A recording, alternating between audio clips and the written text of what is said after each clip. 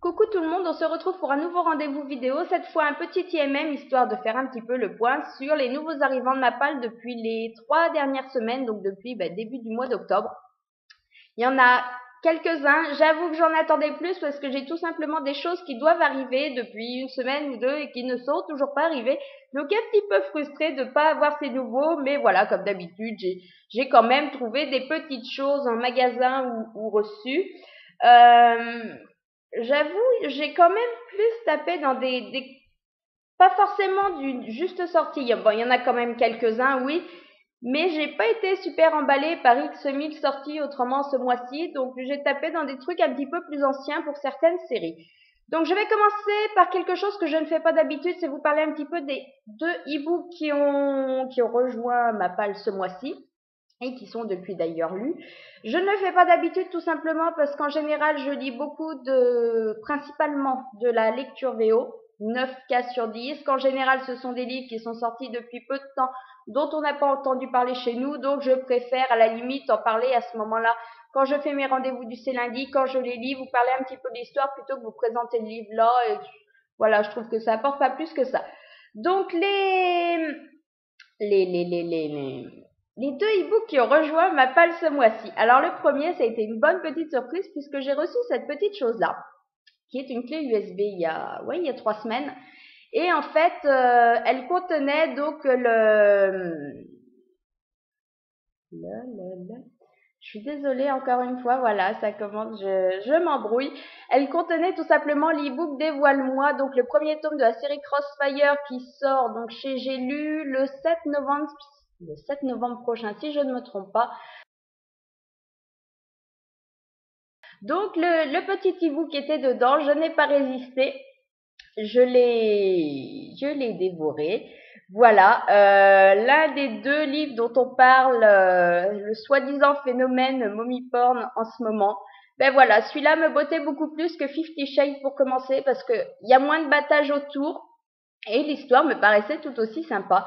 Donc voilà, je me suis fait plaisir, il était très bien et c'était vraiment une très bonne découverte. Donc le deuxième achat e-book, forcément, ça a été 50 nuances de Grey. Voilà, parce que j'avais tenté le premier et j'avais envie finalement, on nous parle tellement de ces deux livres-là que j'avais envie de faire mon petit comparatif assez vite plutôt que de laisser s'écouler 6 mois entre les deux. Voilà, celui-ci aussi, j'étais en cours de lecture lundi lors de la dernière vidéo, donc depuis je l'ai fini. Que dire, que dire, que dire Eh ben je l'ai lu. Voilà, je pense que je vous en reparlerai plus dans le détail lundi, mais en même temps, voilà, c'est un livre dont on entend tellement parler qu'il fallait qu'il rejoigne ma palle, que je le lise.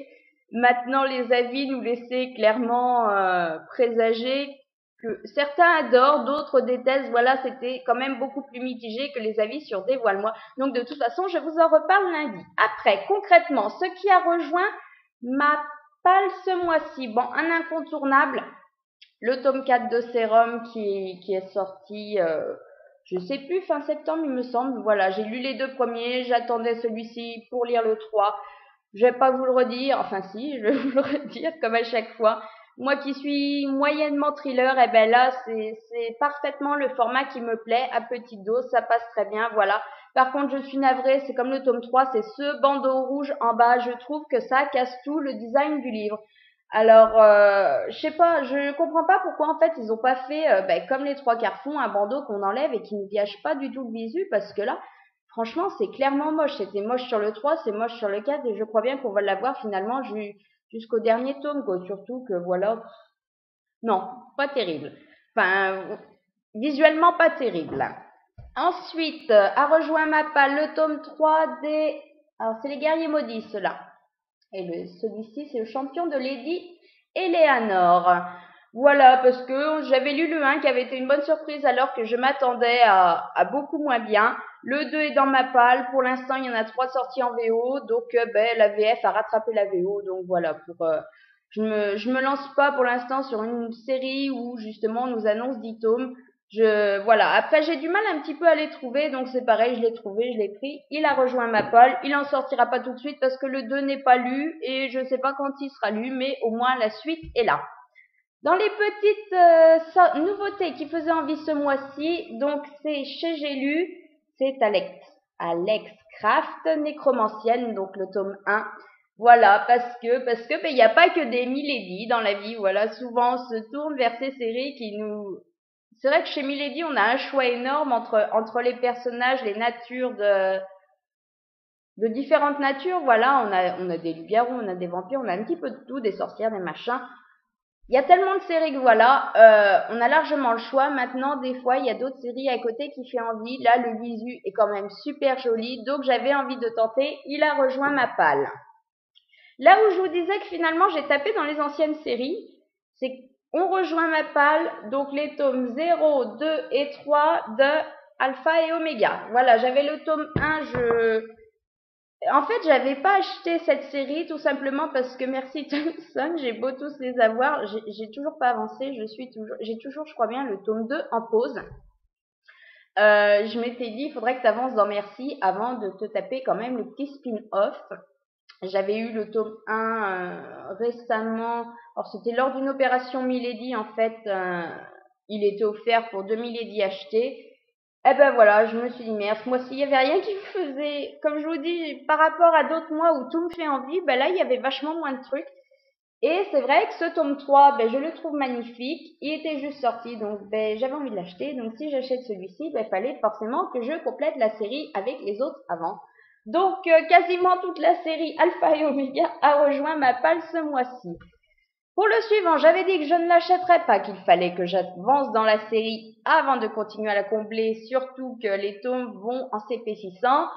Mais je sais pas, il était beau en bleu, il me faisait de l'œil, voilà. Donc le sixième tome de nos... Oui, c'est le 6, 5, je sais pas, 6 je crois non. Ah non, 5 de Noblesse oblige, le baron mis à nu. Dans la collection, c'est Pemberley de chez Milady Romance. Mais voilà, j'ai du mal à résister à ces belles couvertures. Elles sont simples, mais en même temps, chez moi, ça le fait totalement. Donc voilà. Par contre, le 6, je l'ai vu et j'ai résisté. Je l'achèterai pas avant d'avoir lu au moins le tome 2 de la saga. Parce que voilà, au début, ils étaient tout petits, ils faisaient 350 pages. Et là, celui-ci, on est quand même pas à 500. Donc, ça augmente bien. Ça serait bien que j'avance un peu dans la série avant de la compléter, parce que là, c'est juste pas possible. Puis j'ai tellement d'autres séries, pareil, à côté complétées, que sans les avoir lues, que non. Après, un qui me faisait très envie, donc une des deux sorties, je crois bien qu'il y en a eu deux ce mois-ci, de chez Milan, donc dans la collection Macadam, Déchaîné. Ben voilà, parce que le visu, voilà, à lui tout seul, moi à chaque fois, je suis fan de ce qui nous sort, ça le fait toujours, le résumé est intriguant, plaisant, voilà, j'ai toujours beaucoup de mal à résister. Alors je crois bien que c'est un tome 1 de série, c'est pas les chroniques de... C'est encore pas lui. Si, les chroniques de Wolf Springs. Voilà, donc du loup-garou, du nouveau loup-garou, parce que voilà, j'ai pas mal de séries de loups-garous qui sont toutes entamées, mais voilà, des fois, de changer un peu. Et puis, comme je vous dis, de toute façon, dès que c'est chez Milan Macadam, moi, en général, le design me fait complètement craquer. Donc, il a rejoint ma palle. Et les deux derniers, donc un que j'attendais énormément, qui est une sortie inattendue de ce mois-ci, c'est le tome 3 de Time Riders, Code Apocalypse, donc d'Alex Caro. Voilà, j'avais adoré le tome 1. Le tome 2 m'avait fait passer un bon moment, même s'il n'y avait plus l'attrait de la nouveauté, mais ça passait quand même très bien. C'est du très bon jeunesse. Voilà, on tombait dans le temps des dinosaures. Ici, il me semble qu'on retourne au temps de Robin des Bois. Donc voilà, Moyen-Âge, tout ça. Moi, voilà, rien que ça, puis le visu, et comme d'habitude, il est super réussi. Moi, il me plaît, il me donne envie. Donc je pense qu'il ne traînera pas à sortir de ma palle. Et le dernier que j'ai reçu, je vous avoue que j'ai envie de lire le livre en lui-même. Par contre, je comptais pas forcément le recevoir et je comptais surtout le lire en VO, donc je sais pas trop ce que ça va donner. C'est le tome 2 de Divergent, donc c'est chez Nathan, on le sait. Euh, le design, ça le fait pas, quoi. Enfin, c'était déjà moche, je trouvais, quand on nous l'avait présenté cet été. Ça colle plus du tout avec le tome 1 que de toute façon ils sont obligés de rééditer en version bleue. Franchement, moi ça me parle pas. Beaucoup disent que ça, forcément, hein, ça fait très copié sur Hunger Games. Moi j'ai l'impression qu'on a une espèce de Lara Croft jeune, là, voilà. Le design ne me plaît pas, ça colle pas. La couverture VO était quand même tellement chouette que je comprends pas qu'on nous ait gâché ça en refaisant un truc du genre qui correspond plus, puis qui gâche complètement, quoi, finalement. Voilà, surtout que j'avais lu le tome 1 en VO, je vais me faire une relecture VO de ce tome 1 cette semaine. Si en plus c'est pour me changer les prénoms, que Fort devient 4, que le surnom qu'elle a, donc Steve, devient je sais même pas quoi, parce que enfin, il me semble que ça correspondait pas du tout. Franchement, je suis pas du tout emballée par ce design et ça me bloque. Et comme je vous dis, les changements passés de la VO à la VF, je sais pas. Je vais voir, mais franchement, il y a de fortes chances que je le lise en VO et pas comme ça, parce qu'en plus, je crois bien que je l'avais acheté quand il est sorti, qu'il doit être dans ma liseuse, donc non, ça m'emballe pas, je sais pas, moi de me refaire la couverture en mode artisanal où je colle la couverture VO dessus, mais comme je vous dis, même au niveau des noms et tout, ça va pas coller, je sais pas du tout. Franchement, donc je l'ai reçu, oui, youpi, mais non, cette version-là, ça me motive. Voilà donc pour les nouveautés qui ont rejoint ma palle pour les 3 dernières semaines. Je pense qu'il y en a qui vont sortir vite, je pense qu'il y en a qui vont traîner encore quelques mois. Je vais pas dire des années, parce que quand même, faut pas déconner. Voilà, c'est tout pour les nouveautés de ma palle. Donc de toute façon, je pense que je referai un rendez-vous, comme d'habitude, dans 15 jours si tout ce que j'attends arrive et que j'ai voilà une quinzaine de livres à vous présenter. Dans 3 semaines si finalement j'en ai que 5. De toute façon, on se retrouve lundi pour une nouvelle vidéo, histoire de faire le point sur mes lectures de cette semaine et j'aurai de quoi vous parler puisque voilà, le fameux 50 Shades me fait... j'en ai des choses à dire dessus, donc je vous embête pas plus, je vous parlerai de ça de toute façon lundi. En attendant, je vous souhaite de passer un bon week-end, on l'espère avec un petit peu de soleil, ça serait quand même sympa, ça change de la pluie. Et je vous dis de toute façon à lundi.